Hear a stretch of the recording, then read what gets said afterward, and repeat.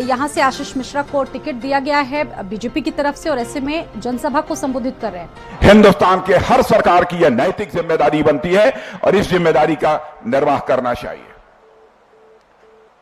उसकी भी नहीं करते। और बहनों भाइयों, भारतीय जनता पार्टी का जहां तक सवाल है, मैं दो टूक शब्दों में आपसे कहना चाहता हूं, हिंदुस्तान की अकेली राजनीतिक पार्टी है जो कहती है वह करती है।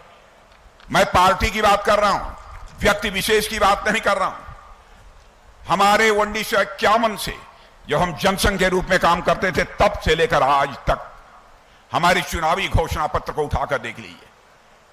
जो हमने कहा है अक्षरशः पालन किया है।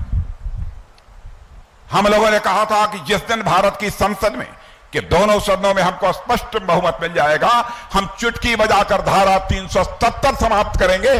और आपने देखा कि धारा 370 को हम लोगों ने समाप्त कर दिया। और आज जम्मू कश्मीर का वही स्टेटस है जो हिंदुस्तान के अन्य राज्यों का स्टेटस है। हम लोगों ने कहा था हमारी सरकार बनेगी, संसद में हमको बहुमत मिलेगा, तो अयोध्या की धरती पर भव्य राम का मंदिर बनकर रहेगा।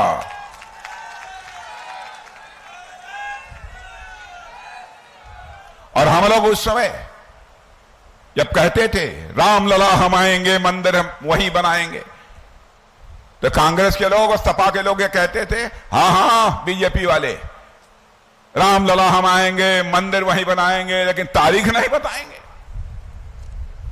बहनों भाइयों, आपने देख लिया, और तारीख 22 जनवरी भी आ गई। हमारे प्रधानमंत्री ने धर्माचार्यों के नेतृत्व में रामलला की प्राण प्रतिष्ठा कर दी है। और मुझे तो ऐसा लगता है रामलला अपनी झोपड़ी से, अपनी कुटिया से निकलकर अपने राजमहल में प्रवेश कर चुके हैं। इसका मतलब कि भारत में राम राज्य का आगाज हो चुका है। मेरे बहनों भाइयों,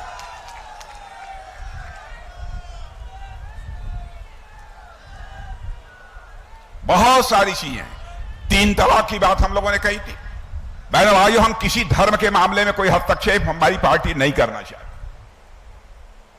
लेकिन 3 तलाक के बारे में लोग कहते हैं आपने क्यों हस्तक्षेप किया, क्यों इस प्रथा को समाप्त किया। बहनों भाइयों, हिंदू हो, मुसलमान हो, ईसाई हो, हमारे सिख भाई, यहूदी हो, कोई हो, हर की मां बहन बेटी हमारी भी मां बहन बेटी है। बहनों भाइयों, किसी मां बहन बेटी पर यदि कोई जुल्म ढाया जाएगा, हमारी सरकार बने या न बने, हम उस मां बहन बेटी के साथ खड़े रहेंगे। बहनों भाइयों,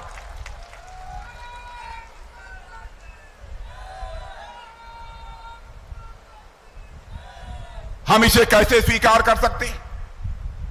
किसी बहन के साथ कोई शादी कर ले और 3 बार 10 दिन में ही तलाक तलाक तलाक 3 बार बोल दे, उसकी छुट्टी हो जाए। दुनिया बर्दाश्त कर ले, लेकिन भारतीय जनता पार्टी इसे बर्दाश्त नहीं करेगी, क्योंकि भारतीय जनता पार्टी हिंदुस्तान की एक ऐसी राजनीतिक पार्टी है जो केवल सरकार बनाने के लिए राजनीति नहीं करती है, बल्कि देश बनाने के लिए हम राजनीति करते हैं। बहनों भाइयों, मैं यह भी संदेश स्पष्ट रूप से दे देना चाहता हूं।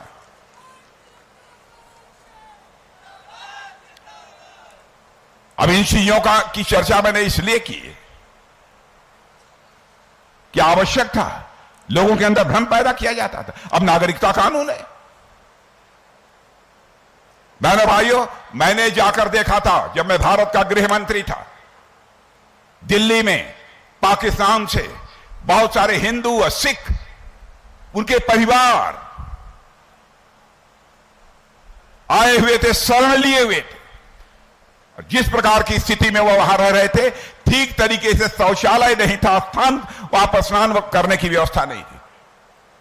उसी समय मैंने अधिकारियों को निर्देश दिया था कि यह बिल तैयार किया जाना चाहिए नागरिकता देने का। और बिल तैयार हुआ था, लोकसभा में पारित हुआ था। उस समय राज्यसभा में बहुमत नहीं था, इसलिए पारित नहीं हो पाया था। लेकिन हमारे अनुज, आज के गृह मंत्री अमित भाई जब गृह मंत्री बने, तो उन्होंने भारत की संसद में डंके की चोट पर इसे पास कराने में महत्वपूर्ण भूमिका निभाई। अरे भाई, जिसका धार्मिक उत्पीड़न होगा, पाकिस्तान, अफगानिस्तान, बांग्लादेश यदि धार्मिक उत्पीड़न हुआ है, अब वो हमारे भारत में शरण लेना चाहता है, हम उसको शरण नहीं देंगे, उसको नागरिकता नहीं देंगे, हम किसको नागरिकता देंगे?